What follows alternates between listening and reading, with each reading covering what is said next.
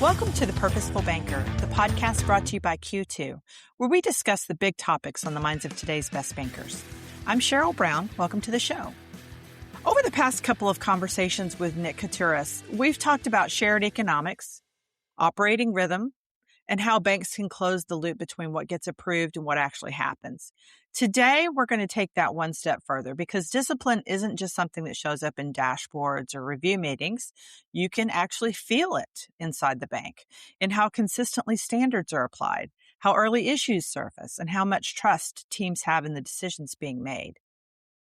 As a reminder, Nick leads our relationship pricing and profitability business, and he's been writing about his experiences with going beyond pricing, exploring how banks move from pricing transactions to managing relationship performance with greater consistency.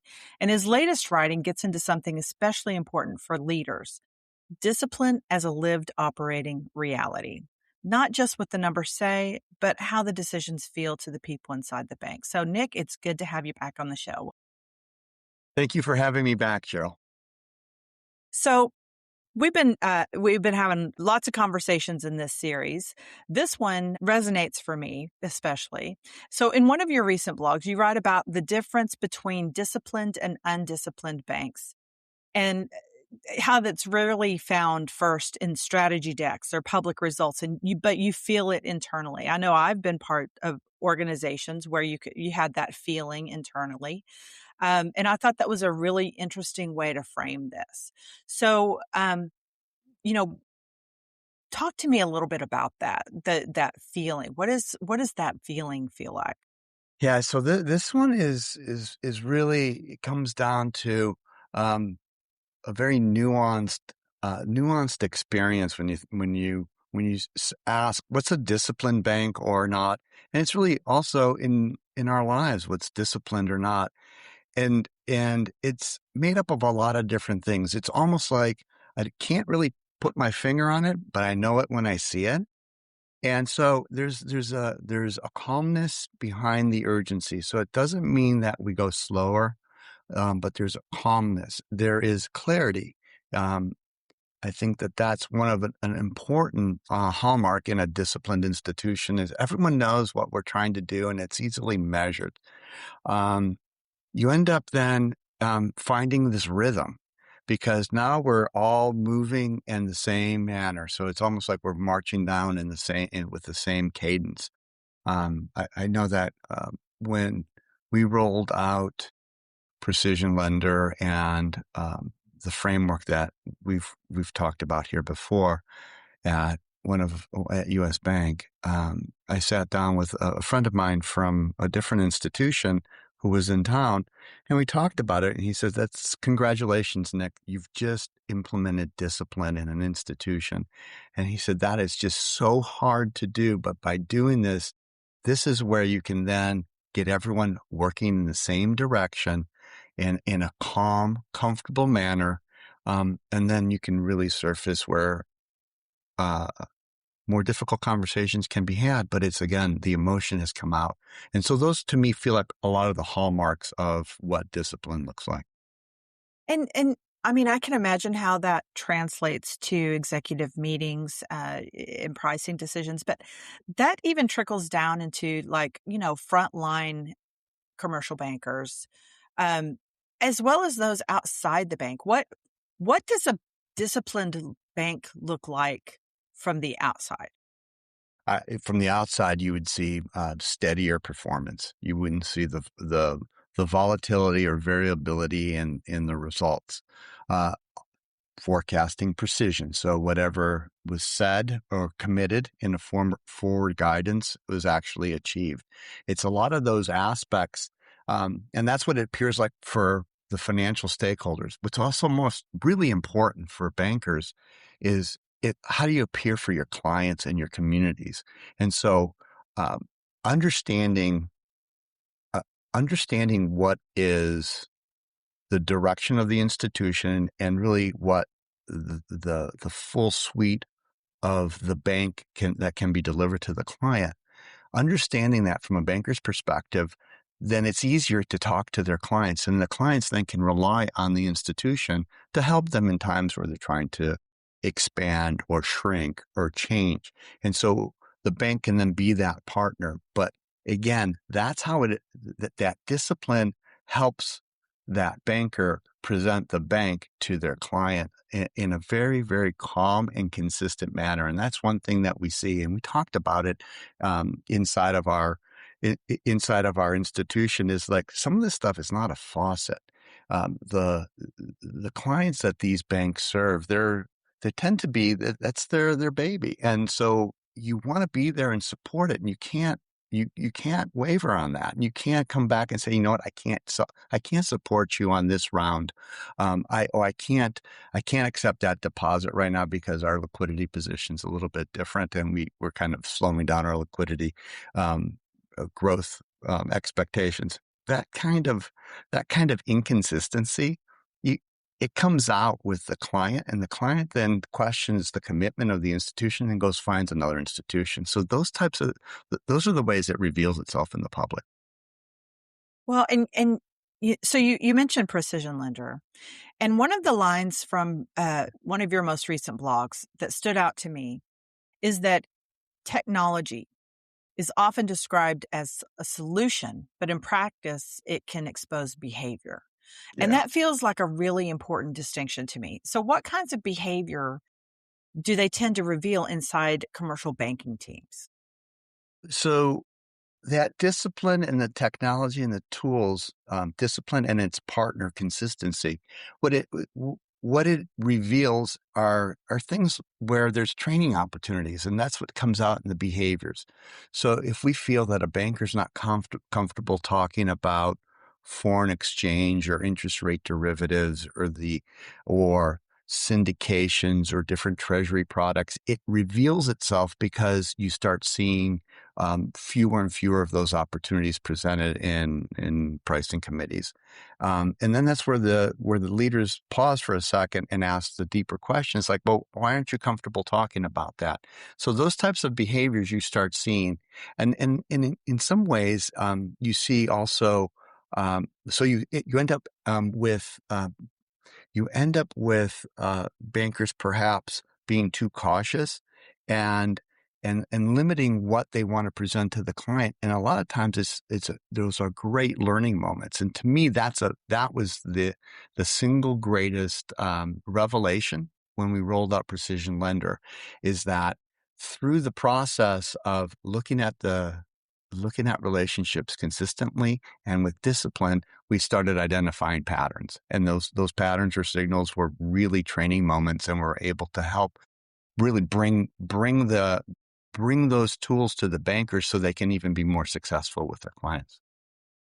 And so, in a disciplined bank, you've rolled out a framework, which we've discussed the framework. But how do you distinguish healthy judgment, decisions, discernment from people who are just bending the framework? What's the distinction there? Yeah, we would see that. You can see some patterns in early days where individuals were just pricing to satisfy a hurdle or a criteria, so they wouldn't have to go talk about their relationship. And so what we would then do is just adjust. We would adjust that framework and then start having those conversations with those officers on really understanding what was happening behind that. So we wanted to encourage aspirational. Account plans. And so at the beginning, they were cautious. And really we weren't finding that performance that we were looking for. But once we started establishing the trust, and really that's ultimately that's behind all this, is that trust, is once the banker began to trust the process, they were able to see that the institution and the individuals that were running this process were there to actually help them. And so they became more vulnerable in asking for help, and the institution was much more receptive to giving the help.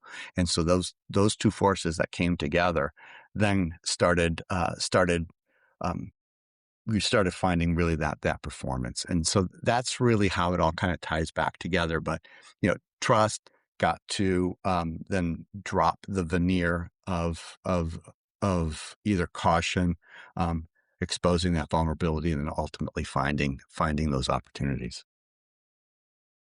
So I want to switch the conversation a little bit to the word drift, which you've used in your writing a bit. And to me, the word drift connotes slow moving change, not a dramatic, sudden change, but something slow moving. And it sounds like it happens in ordinary places, in meetings, in exception conversations, where stories maybe get celebrated and questions don't get asked. So where does discipline usually start to drift? Is it the everyday conversations where deals get reviewed? Yeah, it's there. I think when it really starts drifting, the seeds get planted after good quarters, good periods. We or a good cycle. We started growing and we started finding some performance. We started improving our pricing. We started deepening our relationships. We were happy with how we were presenting in the community. Our returns up started improving, and so then you start relaxing a bit, and you kind of come back and say, okay, well, we've built a little buffer. Let's rethink this, or maybe let's relax the discipline because we feel that maybe we've cemented what was good and desirable in the institution, and what we can bring to the clients. And so then slowly pricing starts to relax a little bit, and then a couple basis points, and then a couple basis points in the next deal, and a couple basis points down on the next deal. And then you start seeing this layering. Then perhaps you start seeing fewer product opportunities. Again, start relaxing it a little bit, because either someone believes there's some fatigue there, or we're maybe good enough. And then before you know it, you're 2 quarters out, you see this compression that's occurring in your pricing, and then now you have to visit your targets, and then come back and say, no, we've got to switch behavior. So it's kind of this thing that it's almost like this comfortable illusion that's out there, and you kind of feel like everything is good. And so if everything's good, then maybe I can just let up a little bit. And then that letting up is really where that drift starts occurring. It makes me think of like New Year's resolutions. You have all these great intentions in January, and then the drift begins, Yep. and maybe you even start to make some excuses, or you start to reason with yourself. And I think one of the ways that banks reason with themselves, actually not just banks, but pretty much every company I've been a part of, is you have these hero stories, and we all love a good hero story, right? Uh, the sale that rescues the quarter, the team that finds a way, the deal that carries the year. And in your writing, you're honest that you understand the appeal of that, but you also make the point that heroics can become a warning sign of uneven enforcement. So talk about why is that uneven enforcement so damaging over time if it's so good for the bank in the moment?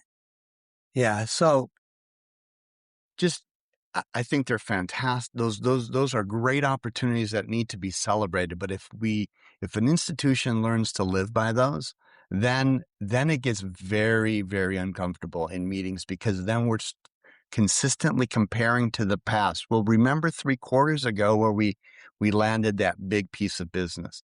And so everything kind of gets linked back to those prior quarters and prior periods.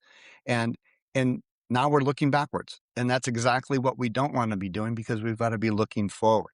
And so if you have the discipline, you have that base that has created really a platform for then to find that next opportunity. But what ends up happening is, if there's too much celebration and too much link back and backwards looking, that's where it really gets a little bit awkward.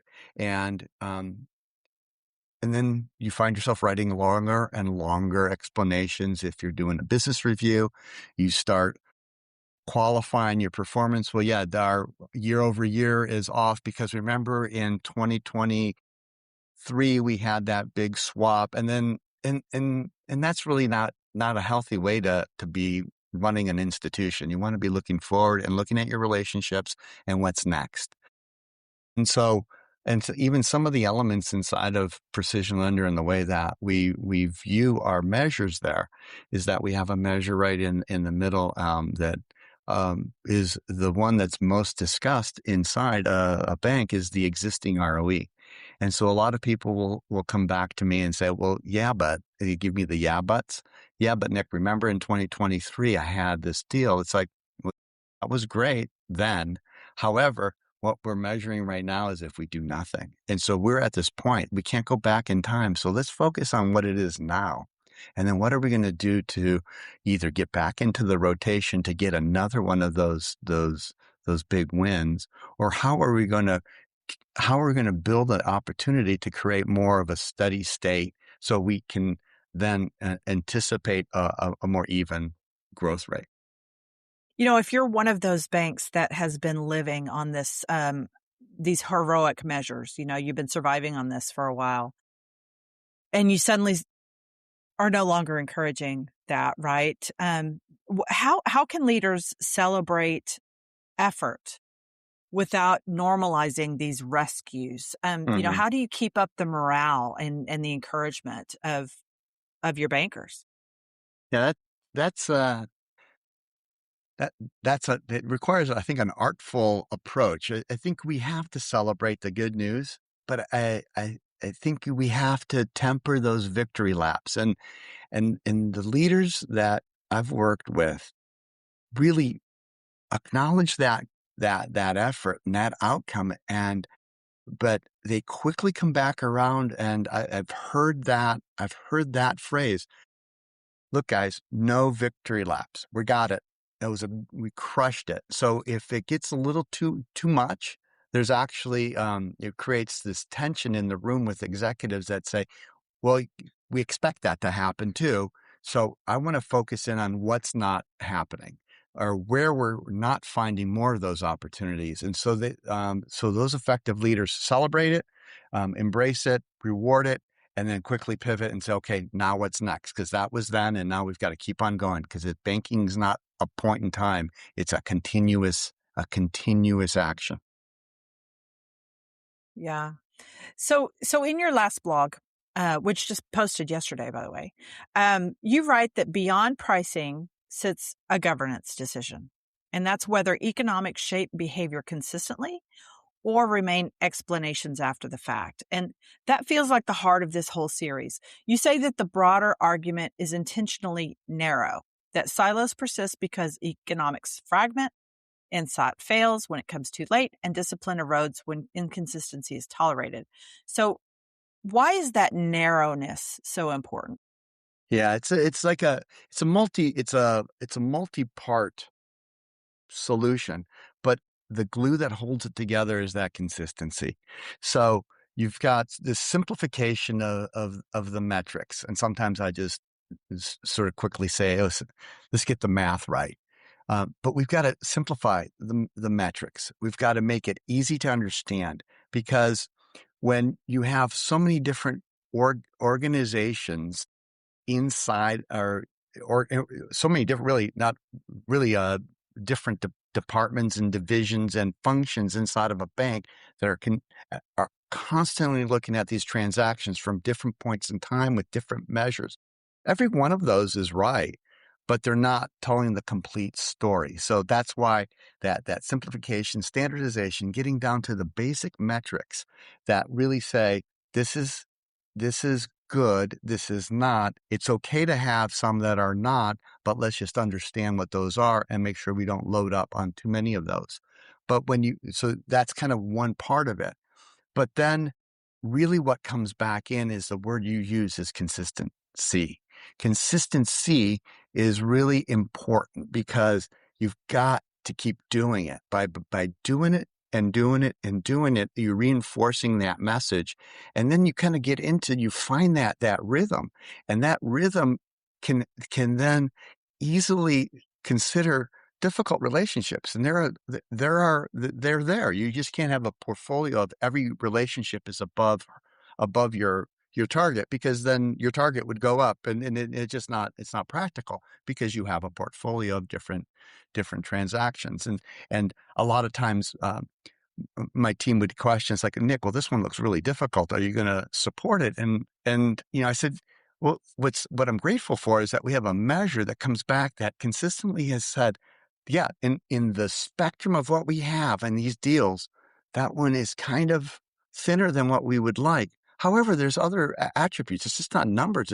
It's a strategic importance to the office, to the bank.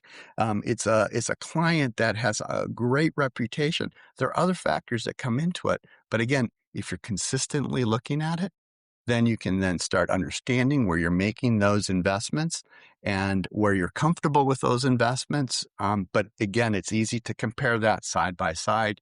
And then that becomes the bedrock where you get then stability in your forecast. You get better at capital allocation decisions, and really based on data, and facts. And then you can continue to drive your plan. And I think it's important to note, right, that this is, you don't have to recreate the wheel. Maybe you're just changing the tire. Like, banks may already have in place some of this, that they're just not using it consistently enough. Yeah. That's what we found. We had people coming through with different metrics and said, that one's bad. And it's like, well, the next person would come in and say, well, no, I think that is good. And so they're looking at it from different metrics, again, different ways of thinking about it. And so that's where we needed to get the institution into this one consistent lens. So that way we can always be looking at it the same way. And then when we're making this decision, this is how we're going to decide it. And then those metrics and methods were then linked into the financial plan, into the ALCO plans, and all the credit risk models. Everything was linked together, but this ended up being the clearinghouse for those decisions, because the sum of all those decisions then produced the financial results. And so that consistency, that single lens, then helped drive the financial plan that was committed by that line of business. Well, Nick, one thing I've appreciated in your writing is that it doesn't come across as a clean, perfect transformation story. It's definitely your story, and you describe it as persistent, maybe sometimes ugly, sometimes cobbled together, but ultimately it was effective. And I know it was a passion project for you to put your story in writing, and not just in the blogs and on your LinkedIn, but in your playbook, which is we're finally sharing. It's linked in the show notes. But tell me a little bit about what drove you to document this experience. Yeah, this is the motivation to document this was really a lot of conversations I kept on having, and kept on arriving to the same point when someone asked, well, how did you do it? Because you seem to have done something that's a little bit different. And what I'm saying is not really profound. It's actually very basic. Is like, let's just make it easy and measure. But we end up creating a lot of chatter or noise around that explanation. I thought I needed to find a way to capture that, and then sit down and say, from A to B, or I'm a Greek guy, alpha to omega. This is kind of how we did it, and we stepped through it, and then this is how you just repeat it and repeat it and repeat it. And